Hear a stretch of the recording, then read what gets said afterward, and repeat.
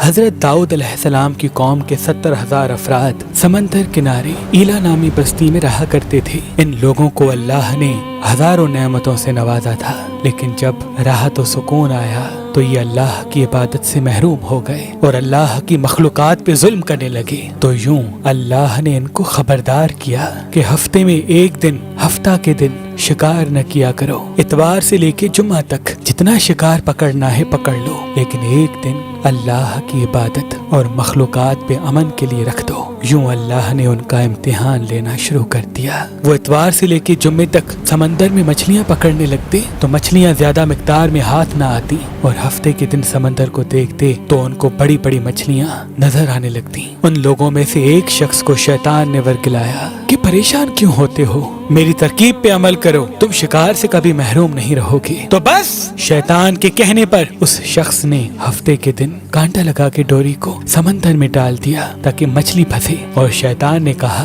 اس مچھلی کو تم اتوار کے دن نکالنا، اور یوں ہفتے کی حرمت بھی باقی رہے گی اور تمہارا شکار بھی ہو جائے گا۔ بس شیطان کی بتائی ہوئی ترکیب پہ ہفتے کے دن مچھلی پھنسی رہی اور وہ اتوار کے دن نکالتا اور خوشی سے کھاتا۔ جب آس پاس کے لوگوں نے پوچھا تو ان کو بھی یہ ترکیب بتانے لگا، اور یوں اس قوم کے کچھ لوگ ہفتے کے دن مچھلی پکڑنے کے لیے جال پھینکتے اور اتوار کے دن نکالتے، اور کچھ نے تو اس سمندر میں سے نالیاں بنا کے چھوٹے چھوٹے تالاب بنا دیے، کھڈے بنا دیے، تاکہ ہفتے کے دن جیسے ہی مچھلیاں یہاں سے گزریں تو ان تالاب میں پھنس جائیں اور ہم اتوار کو ان مچھلیوں کو نکال کے پکا کے کھائیں گے۔ اس گاؤں میں کچھ اللہ کے خاص بندے بھی موجود تھے جو کہنے لگے، اے لوگو، اللہ نے ہفتے کے دن شکار کرنے سے منع کی ہے، یہ جو تم جال پھینکتے ہو یا چھوٹے چھوٹے تالاب بناتے ہو، ان میں ہفتے کے دن اگر مچھلی پھنستی ہے تو یہ شکار ہفتے کے دن کا ہوگا۔ اللہ کے عذاب سے ڈرو، اللہ کی نافرمانی نہ کرو۔ وہ لوگ ان لوگوں کا مذاق اڑانے لگے کہ ہماری جو مرضی ہوگی ہم وہ کریں گے۔ اب ان بستی میں 3 گروہ بن گئے۔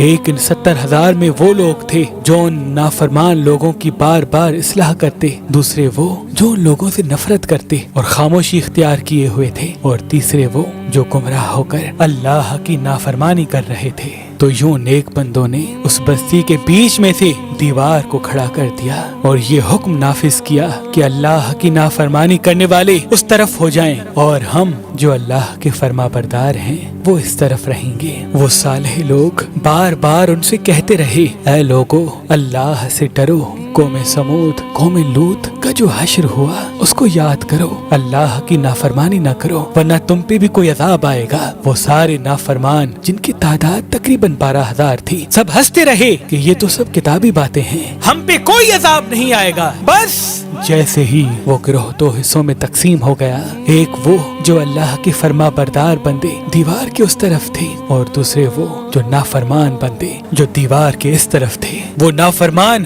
پوری رات ہنستے رہے، مذاق اڑاتے رہے، اور وہ اللہ کے خاص بندے دیوار کے اس طرف اللہ سے معافی مانگنے لگے۔ بس جیسے ہی صبح ہوئی، وہ نیک صالح انسان اٹھے، انہوں نے محسوس کیا کہ دیوار کے اس طرف سے کسی انسان کی آواز نہیں آ رہی۔ جیسے ہی دیوار کی اس طرف چڑھ کے دیکھنے لگے کہ سارے کے سارے وہ لوگ بندر کی شکل میں تبدیل ہو چکے تھے اور بندروں کی حرکت کو انجام دے رہے تھے۔ وہ جو صالح لوگ دیوار سے ان بندروں کو دیکھنے لگے، ان صالح لوگوں میں سے جو ان کے رشتہ دار تھے، انہوں نے ان بندروں کے کپڑوں سے اپنے اپنے رشتہ داروں کو پہچانا اور چیخ کے رونے لگے، اللہ سے معافی مانگنے لگے۔ لیکن اللہ کا عذاب جب آتا ہے تو وہ ہو کے رہتا ہے۔ وہ 12,000 لوگ جو بندر بن چکے تھے کچھ بھی کھا پی نہیں سک رہے تھے، اور یوں 3 دن بعد وہ اس عذاب میں آ کر فنار ہو گئے۔